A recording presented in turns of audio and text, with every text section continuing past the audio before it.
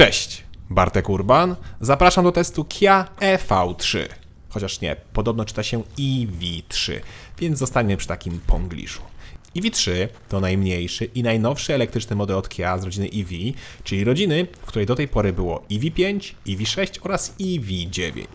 Zgadza się, jest taki model jak EV5, jednak nie kupimy go w Europie. U nas kupimy 6, 9 oraz oczywiście testowaną 3.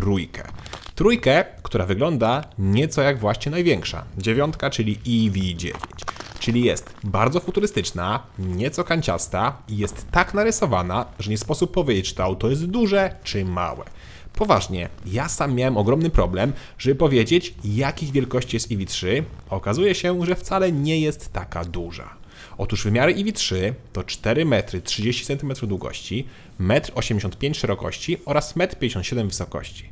Rozstaw osi to 2 metry 68 cm, a prześwit to 14 cm. Specjalnie mówię o tym prześwicie, bo Kia nazywa to auto SUV-em, co jest moim zdaniem mocnym nadużyciem.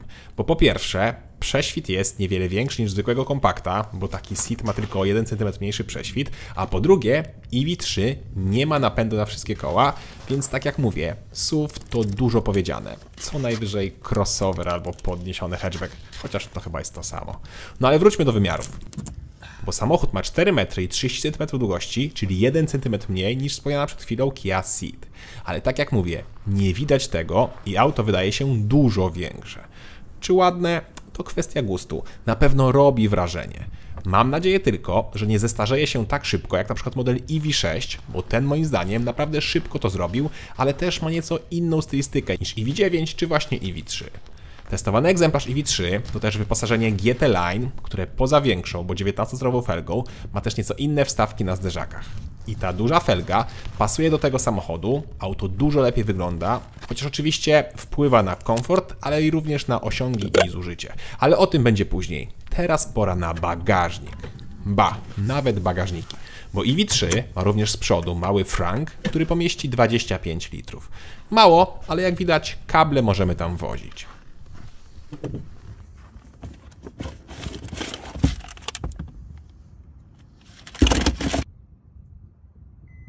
Dobra, ale zwykły bagażnik jest z tyłu i ten jest naprawdę spory jak na takie auto. Kufer ma pojemność 460 litrów, czyli naprawdę dużo. Mamy drugie dno, gdzie możemy obniżyć podłogę, ale możemy także wyjąć tą podłogę i tam mamy wkład na zestaw naprawczy lub koło dojazdowe i to też można wywalić i pod spodem widać buzię. Chociaż nie widzę w opcjach koła dojazdowego czy tam zapasowego, więc tutaj pewności nie mam, że akurat da się zmieścić to w tą dziurę. To, czego nie rozumiem, to dlaczego roleta jest tak oddalona od foteli, co wygląda jakby dało się opuścić oparcie, ale tego się nie da zrobić, więc nie wiem po co to jest. Gdzieś doczytałem, że wersje na rynek azjatycki mają oparcie pochylone, więc może to właśnie dlatego tak zostawiono, no ale to trochę bez sensu, że te same auta raz mają pochylone oparcia, a raz nie, bo to się chyba nie opłaca producentowi robić różnych wnęk bagażnika. Da się za to położyć oparcia do przodu, jak ma się długie ręce, to można to zrobić z poziomu bagażnika. Podłoga po złożeniu jest niemal idealnie płaska. Szkoda tylko, że w bagażniku nie ma żadnych haczyków ani gniazda pod zapalniczkę. I zanim wskoczymy na tył samochodu, to jeszcze kwestia kluczyka. Nie wiem, co się ostatnio dzieje w koncernie Kia Hyundai, ale to kolejne auto, który ma duży kluczyk, ale w którym w środku nie ma ukrytego fizycznego kluczyka i ten jest doczepiony luzem. Bez sensu. Może ktoś z Was wie, czemu tak jest? Dobra, to teraz skakujemy na tył. I tu mamy klamki schowane w słupku C, podczas gdy z przodu są takie niewygodne, rozsuwane. Testowałem auto podczas zimy i mrozów, to nawet niemal minus 10, gdzie auto stało na dworze, ale klamki nie zamarzły. Ale i tak wolałbym zwykłe. Z tyłu natomiast mieszczę się, na nogi mam trochę wolnej przestrzeni, nad głowę dosłownie 2-3 cm, a przypominam, mam 186 cm wzrostu. Do dyspozycji jest też podłokietnik z miejscami na napoje, są oddzielne nawiewy, złącza USB schowane w fotelach przed nami oraz wieszaki również komponowane w fotel. Są też gazetowniki oraz opcjonalne podgrzewanie tylnej kanapy oraz gniazdo 230 ukryte w kanapie. To też jest opcja.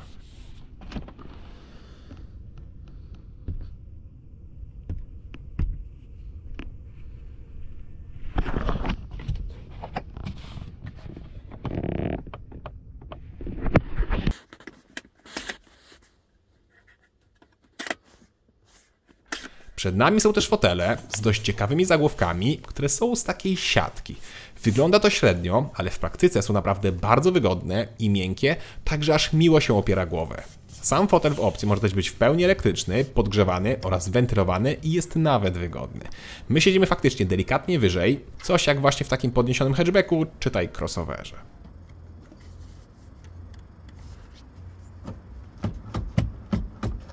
W takim razie pora na deskę rozdzielczą.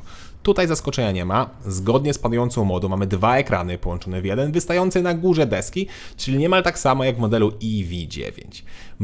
Jest nawet ten sam element pomiędzy ekranami, czyli panel od klimy, którego nie widzi kierowca, bo zasłania mu kierownica. Tak, to jest bez sensu, bo trzeba się wychylać, żeby coś tam zmienić. Druga rzecz we wnętrzu, której nie rozumiem, to ta wysuwana deska do krojenia zamiast schowka w podłokietniku. Tak, nie ma tu schowka, tylko jest wysuwana deska, zupełnie nie wiem do czego. Czy ja tam mam sobie kłaść laptopa, jak długo czekam podczas ładowania auta? Czy możesz faktycznie robić tutaj kanapki? No moim zdaniem to jest do niczego. Wolałbym tutaj schowek. I serio, to jest deska do krojenia. Tak mówi instrukcja obsługi tego samochodu. Wolałbym też, żeby nawigacja chodziła nieco szybciej na tym ekranie, ale to jest jedna rzecz, która delikatnie wolniej działa. Poza nią to wszystko działa sprawnie i płynnie, a sam układ jest w miarę intuicyjny. Auto obsługuje też bezprzewodowe Android Auto oraz Apple CarPlay, więc w zasadzie można by nie używać wbudowanej nawigacji, jednak nie do końca. Otóż tamta nawigacja ma pełną bazę ładowarek, plus jak wyznaczymy trasę do ładowarki, to bateria automatycznie zostanie podgrzana, żeby ładowanie było od razu z największą mocą. Chociaż to jest funkcja, której też nie do końca rozumiem, bo wtedy faktycznie auto się będzie szybciej ładowało, ale też więcej zużywa, jak jest włączona ta funkcja.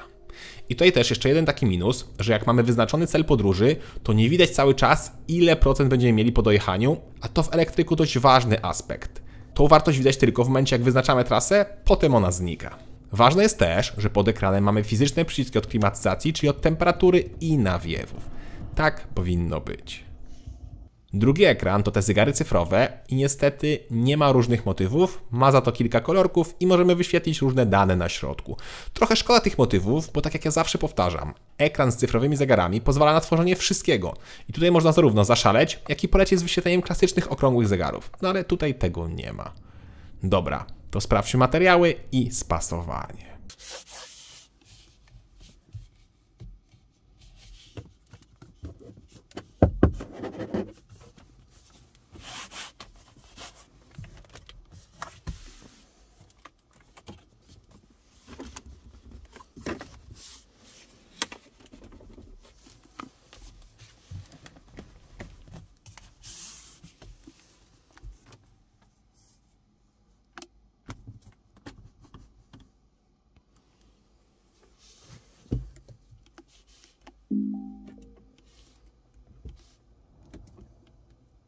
Jest plastikowo i coś tam czasem zaskrzypi, ale podczas jazdy jest cisza oraz, co ważne, nie ma piano black. Jest taka typowa Kia. A nie, przepraszam, jest piano black na zewnątrz. I jak widzicie, jest już porysowane. Dobra, to jeszcze schowki w środku i zaglądamy pod maskę.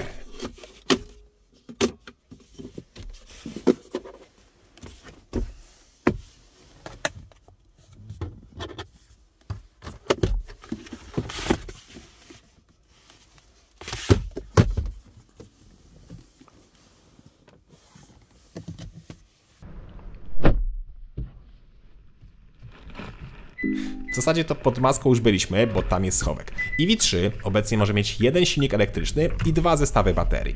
Moc silnika to zawsze 204 konie i zawsze jest napęd tylko na przednie koła. Baterie natomiast mogą mieć 58-81 kWh netto pojemności. Ja testuję wersję z większą baterią i tym samym nieco większym zużyciem, ale i większym zasięgiem. Ale najpierw pogadajmy o osiągach. Tutaj jak widzicie, w zależności od kół oraz od wersji mamy od 7,5 do 7,9 sekundy do pierwszej setki. Najwolniej jest na największym kole 19-calowym i z dużą baterią, a najszybciej z kołem 17 cali i z małą baterią. Różnica w wadze to 1725 kontra 1810 kg. Dużo jak na samochód, ale mało jak na elektryka. Dobra, pora na pomiar.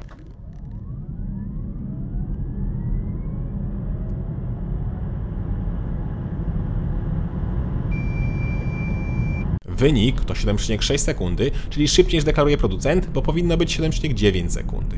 Zrobiłem też pomiar w najwolniejszym trybie Eco i wtedy czas to już 9,5 sekundy, czyli znacznie wolniej. Muszę też dodać, że miałem bardzo trudne warunki, bo były duże mrozy, ale i o dziwo było bardzo ślisko, a to skutkowało paleniem gumy niemal do 100 km na godzinę.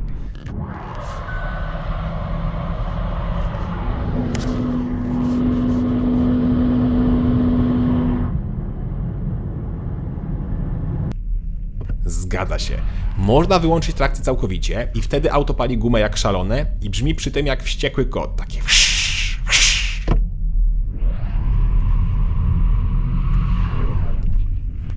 Niestety, taki już problem przednionapędowych mocniejszych aut, że ciężko moc przełożyć na koła, jak są gorsze warunki pogodowe.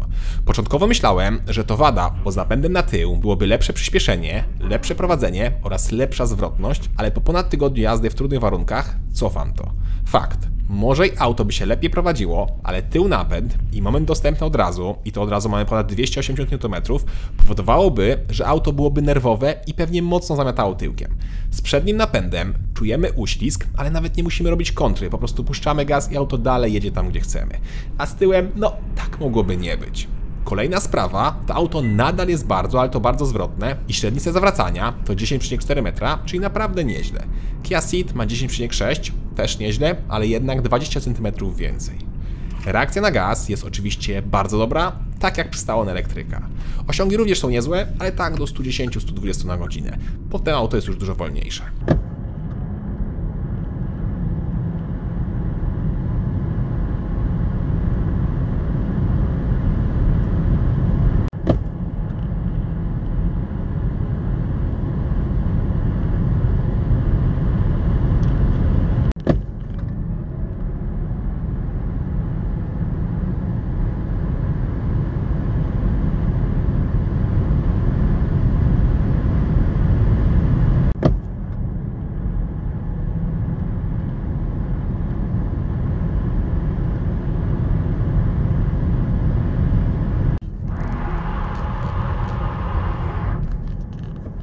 W ogóle miło, że jest wajcha odbiegów za kierownicą, szkoda tylko, że jest tam też ukryty przycisk do odpalenia samochodu, co jest dość niewygodne.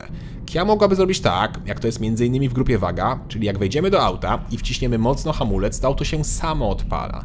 Wtedy nie trzeba by było gimnastykować się, żeby wcisnąć ten ukryty starter. No dobra, ale ile auto zużywa prądu? I tu od razu dodam, że auto testowałem tylko i wyłącznie w warunkach zimowych i to takich naprawdę niezłych jak na polskie zimy, bo było od -2 do -10 stopni, czyli teoretycznie najgorsze warunki dla elektryka, jakie mogą być. A mimo to w mieście bez problemu robimy zużycie na poziomie 20 kWh, kompletnie nie patrząc na styl jazdy i nawet nie włączając trybu Eco. Jak się postaramy, to schodzimy do 18 kWh, co jest niezłym wynikiem. A dodam, że auto specjalnie trzymałem na dworze przez noc, żeby zobaczyć, ile więcej zużyje. I na krótkich dystansach było to nawet i 30-40% więcej, czyli przykładowo po 4-5 km miałem 22 kWh, jak jeździłem z garażu, gdzie było około 10 stopni, a jak auto stało na dworze przy -10, to było już to pod 30 kWh. Ale jak zrobiłem na przykład 38 km, to już schodziłem do 20 kWh. Przy podobnej jeździe z garażu było to 18-19 kWh, więc już naprawdę minimalna różnica. Na trasie natomiast przy 120 miałem zużycie na poziomie 25 kWh, a przy 140 dobijałem do 30. I to też przy bardzo mroźnej pogodzie. Jestem pewien, że jak będzie cieplej, to będzie można zbić przynajmniej 5 kWh, jak nie więcej. Czyli bateria o pojemności 81 kWh pozwala w mieście w zimie na zrobienie około 400 km, a na trasie 300 przy 120 lub niecałych 250 przy 140. Niestety, klasyczny elektryk. Bo przykładowo, niedawno testowana Tesla Y, no tak wiem, jest nieco większa, no ale podobno jest super energooszczędna, zużywała niemal tak samo jak EV3, a jak testowałem Teslę było okolice 0 stopni, czyli nieco cieplej. Nieco mniej czułe powinny być systemy w EV3, systemy bezpieczeństwa, bo to mnie najbardziej irytowało. I o ile ISE, czyli ten system od wykrywania znaków, da się szybko wyłączyć poprzez przytrzymanie przycisku od głośności, tak już system wykrywania zmęczenia czy system wykrywania auta w martwym polu tak łatwo się nie da wyłączyć. A oba są nadpobudliwe i często piszczą czy tam pikają. Pik, pik, pik, pik, myk, myk. To jest zdecydowanie do poprawy. Ale poza tym jazda jest przyjemna i bardzo płynna, chociaż jest nieco sztywna. To właśnie wina tych 19-calowych kół, na 17 byłoby lepiej. Nie idealnie, ale lepiej, bo auto jednak wciąż dużo waży, a ma nie za duży rozstaw osi. Na plus z pewnością wyciszenie, bo to jest bardzo dobre jak na tą klasę oraz precyzyjny układ kierowniczy. Auto ma też mnóstwo poziomów rekuperacji, w zależności od naszego stylu jazdy czy preferencji. Obsługujemy je za pomocą łopatek za kierownicą. Wróćmy jeszcze do ładowania, bo to też jest ważne. Otóż EV3 obsługuje maksymalnie 120 kW dla większej baterii lub 100 kW dla słabszej, czyli niezbyt szybko, a to oznacza ładowanie od 10 do 80% minimalnie w 30 minut, a zazwyczaj nieco dłużej. Jak chcemy naładować do 100%, to wtedy trzeba się liczyć przynajmniej z godziną ładowania, jak zaczynamy od tych 10%. Miło za to, że w zestawie zawsze mamy mobilną ładowarkę obsługującą 11 kW. Czyli jak jedziemy w trasę, to co te 2-3 godziny musimy się zatrzymać na minimum 30-40 minut i możemy jechać dalej. Typowa jazda elektrykiem, który jest świetny w mieście, zwłaszcza jak ma się domek i swój garaż, a w trasie wymaga już dużo więcej czasu i planowania.